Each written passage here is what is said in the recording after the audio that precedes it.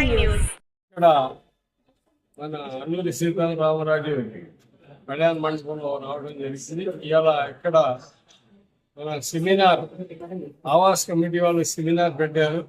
ఇక్కడ ఎస్ఐఆర్ ఇప్పుడు ఈ రోజు నుంచే మన ఆంధ్రప్రదేశ్లో స్టార్ట్ అవుతుంది కాబట్టి అది ఎలాగ చేయాలా ఏంటి, ఓట్లు చాలామంది మన మైనారిటీ సోదరులు ఓట్లు తొలగించేస్తున్నారని భయంతో బిగుబిగగా చాలామంది గాబరా పడుతున్నారు.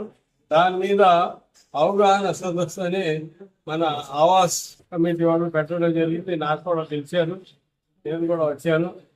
ఏంటంటే భయం, అక్కడ అనేక రాష్ట్రాల్లో మీరు చూసే ఉన్నారు.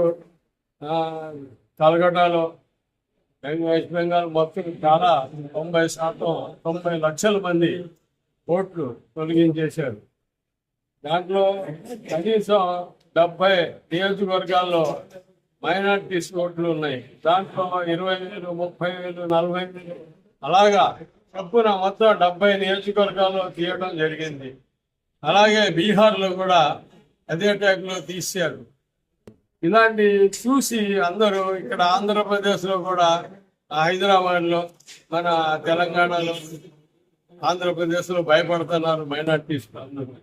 ఇది దానికి కూడా తండ్రి సర్టిఫికేట్ కావాలా, ఉంటేనే పిల్లకి వస్తుంది, పిల్లలకి వస్తుంది అని ఒక రూల్స్ పెట్టడం జరిగింది.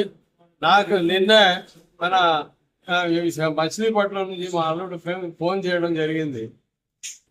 నా ఓట్లకి మా పిల్లలది ఉన్నాయి, అన్నీ ఉన్నాయి, నీ కూతురిది రాలేదు ఏంటి అని నాకు ఫోన్ చేయడం జరిగింది. చేస్తే ఇక్కడ అది సర్టిఫికేట్ తీసుకొని నేను పంపిస్తానులే అని చెప్పడం జరిగింది. ఇలాంటి లింకులు చాలా పెట్టడంలో చాలా బాధాకరం. అది ప్రభుత్వం చొరవ తీసుకోవాలా. ఎందుకంటే తండ్రి కొంతమంది మరణించి ఉంటారు, తండ్రి లేరు, ఓట్లు తీసేస్తారా? తండ్రి లేకపోతే పిల్లలకి ఓటు ఉండాలా?